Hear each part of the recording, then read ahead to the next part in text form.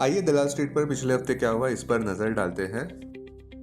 ईमानदारी से कहे तो पिछले हफ्ते यूएस ईरान हेडलाइंस सुर्खियां बटोरते नजर आए और सबसे बड़ी रिस्क होने वाली थी ऐसा लग रहा था दलाल स्ट्रीट के लिए।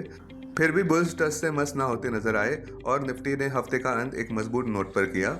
ज्ञान मंत्र मिडिल ईस्ट नॉइज को इग्नोर किया जाए और फोकस होना चाहिए कॉर्पोरेट इंडिया के Q1 FY27 अर्निंग्स पर जो मोमेंटम पकड़ रहे हैं। संक्षेप में कहे तो स्ट्रॉन्ग फंडामेंटल्स ना कि हेडलाइंस ड्राइव करेंगे sustainable bull markets. Weekly score card की बात करें तो निफ्टी 24,334 0.53% ऊपर, सेंसेक्स क्लोजिंग प्राइस 78,151 0.75% ऊपर, बैंक निफ्टी क्लोजिंग प्राइस 58,521 0.82% ऊपर, निफ्टी मिड कैप इंडेक्स 0.71% नीचे, निफ्टी स्मॉल कैप इंडेक्स 0.62% नीचे। निफ्टी ने आखिरकार 24,000 मार्क को डिफेंड किया। ईमानदारी से कहे तो निफ्टी डेमोन्स्ट्रेट कर रहा था काफी सारी बुलिशनेस और रेजिलियंस, जहां पे ग्लोबल अनसर्टेनिटीज को एब्जॉर्ब किया गया। 6 पॉजिटिव कैटलिस्ट, एक तो मजबूत Q1 FY27 अर्निंग्स, उम्मीद से काफी अच्छे रिजल्ट्स देखने को मिले TCS, HCL टेक और टेक महिंद्रा जियो फाइनेंशियल की तरफ से, जिससे कि इन्वेस्टर कॉन्फिडेंस बूस्ट होता नजर आया और अर्निंग सीजन के लिए एक पॉजिटिव टोन सेट होता नजर आया। IT सेक्टर की भी मजबूत वापसी होती नजर आई, जहां पे निफ्टी IT इंडेक्स सबसे बेस्ट परफॉर्मिंग सेक्टर रहा 4.3% ऊपर, जिसमें TCS, HCL टेक और टेक महिंद्रा में अच्छी बाइंग देखने को मिली। तीसरा, फाइनेंशियल स्टॉक्स ने भी मदद का हाथ बढ़ाया, जहां पे HDFC बैंक, ICICI बैंक और बाकी प्राइवेट बैंक्स में भी अच्छे कॉर्पोरेट अर्निंग्स देखने को मिले, जिस वजह से इंडाइसेस काफी अच्छे सपोर्टेड रहे।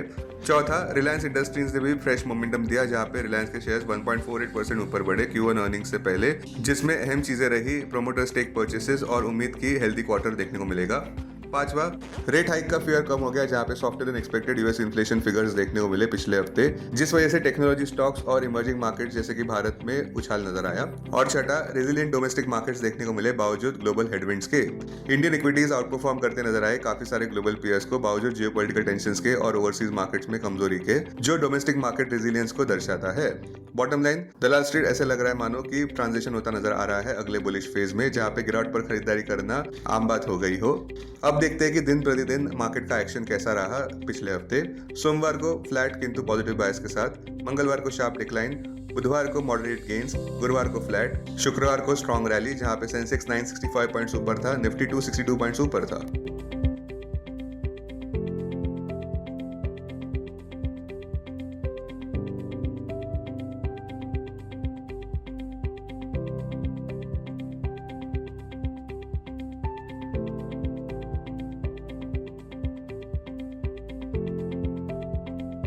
अब पिछले हफ्ते इंडाइसेस का परफॉर्मेंस कैसा रहा। निफ्टी 0.53% ऊपर था, जहां पे बुलिश कंसोलिडेशन देखने को मिला बार्गेन हंटिंग और वैल्यू बाइंग के चलते। निफ्टी 24,000 मार्क के ऊपर तो रहा और अब लक्ष्य देखा जा रहा है 24,817, जो कि उसका 200 DMA है।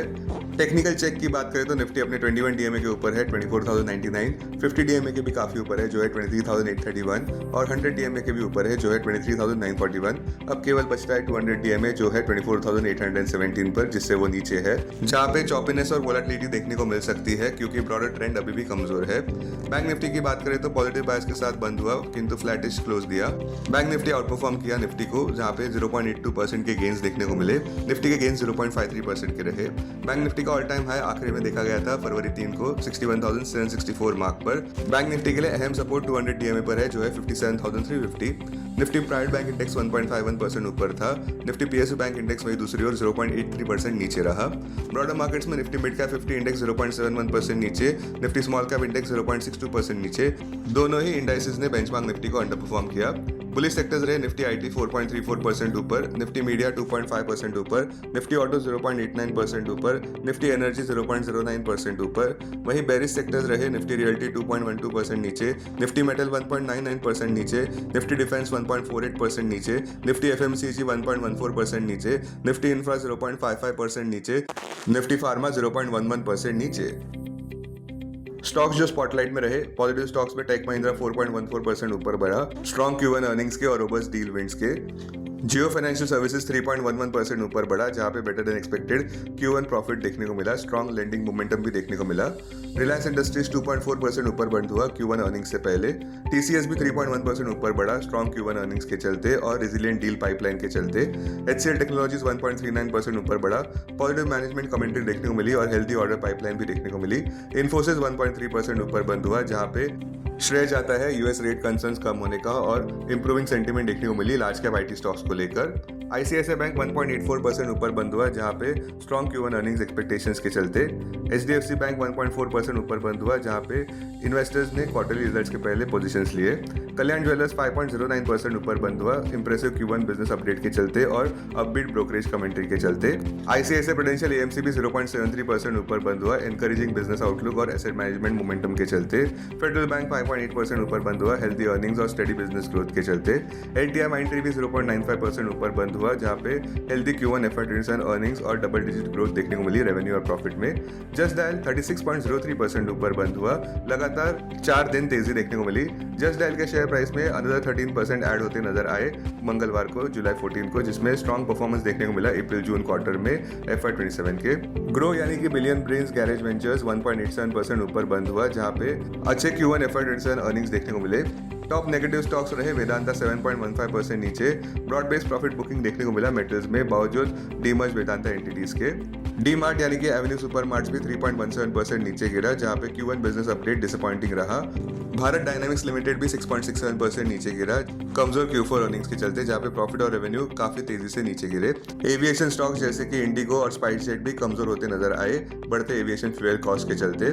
जम्मू एंड कश्मीर बैंक भी 5.17% नीचे गिरा बावजूद इस बात के कि लेंडर ने अनाउंस किया 0.5% स्टेक सेल का PNB मेटलाइफ में, जिसका खरीदार है मेटलाइफ इंटरनेशनल होल्डिंग्स LLC, जिसकी कुल बाइंग वैल्यू है ₹120.1 करोड़ की।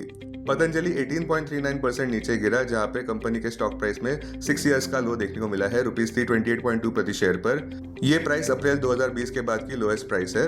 Stirling and Wilson Renewable Energy भी 6.07% नीचे गिरा जहां पे week June quarter earnings preview देखने को मिला। प्रेस्टीज एस्टेट्स भी 2.32% नीचे गिरा जहां पे कंपनी के रेजिडेंशियल प्री सेल्स देखने को मिले ₹6,579 करोड़ पर फर्स्ट क्वार्टर में Q1 FY27 के, जो कि 45.74% नीचे रहे year on year Q1 FY26 की तुलना में।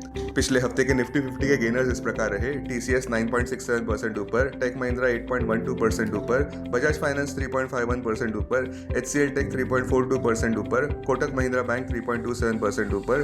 वहीं दूसरी ओर लूजर्स रहे लार्सन 3.33% नीचे, बजाज फिनसर्व 3.24% नीचे, ग्रासिम 3.23% नीचे, टाटा स्टील 2.7% नीचे, डॉक्टर रेड्डीज लैब 2.86% नीचे। आगे के रास्ते की बात करें तो ईमानदारी से कहे निफ्टी का कमबैक देखने लायक हो सकता है बावजूद बढ़ते मिडिल ईस्ट कॉन्फ्लिक्ट के और इस वजह से बढ़ते WTI कच्चे तेल के दाम के, जो फिलहाल चल रहे हैं $82 प्रति बैरल पर। निफ्टी में एक इंप्रेसिव कमबैक देखने को मिला जो कि मार्केट का अंडरलाइंग रेजिलियंस दर्शाता है। पिछले हफ्ते की अच्छी बात यह रही कि निफ्टी का बुलिश स्ट्रक्चर इंटैक्ट है फर्मली, जहां पे इंप्रूविंग मार्केट ब्रेथ देखने को मिली और वोलेटिलिटी भी कम होती नजर आई फेवरेबल सेटअप के चलते रिस्क टेकिंग के। अगले हफ्ते के लिए आने वाले कैटलिस्ट, एक तो Q1 FY27 अर्निंग्स और मैनेजमेंट कमेंट्री, दूसरा US ईरान जियोपॉलिटिकल डेवलपमेंट्स और कच्चे तेल के दाम, तीसरा भारत का मॉनसून प्रोग्रेस और चौथा FII-DII फ्लोज और ग्लोबल रिस्क सेंटिमेंट। टेक्निकली देखें तो 24,602 मार्क के ऊपर और तेजी की पुष्टि होगी निफ्टी में, जहां पे अगला लक्ष्य देखा जा रहा है निफ्टी के 200 DMA पर जो करंटली है 24,817 पर। Technically path of least resistance अभी भी ऊपर की तरफ है जहां पे आक्रामक इंटरवीक लक्ष्य साइकोलॉजिकल 25,000 मार्क पर देखे जा रहे हैं। हमारे कॉल ऑफ द वीक अनुसार अभी भी हमारी मान्यता है कि साल 2026 दलाल स्ट्रीट बुल्स का है। सिलेक्टिव स्टॉक पिकिंग वो भी हाई रिलेटिव स्ट्रेंथ सेक्टर्स में प्रेफर्ड स्ट्रेटेजी है। बॉटम लाइन, इंप्रूविंग फंडामेंटल्स के चलते बेरिश ट्रेडर्स को अपने पोजीशंस फिर से रीअसेस करने पड़ सकते हैं। संक्षेप में कहें तो बुल्स अभी भी फर्मली कंट्रोल में है। पाथ ऑफ लीस्ट रेजिस्टेंस ऊपर की तरफ है जहां पे 24,600 मार्क अगला अहम हर्डल है। उसके ऊपर निफ्टी 200 DMA तक जा सकता है जो है 24,817 mark. Investments in security markets are subject to market risk. Read all the related documents carefully before investing.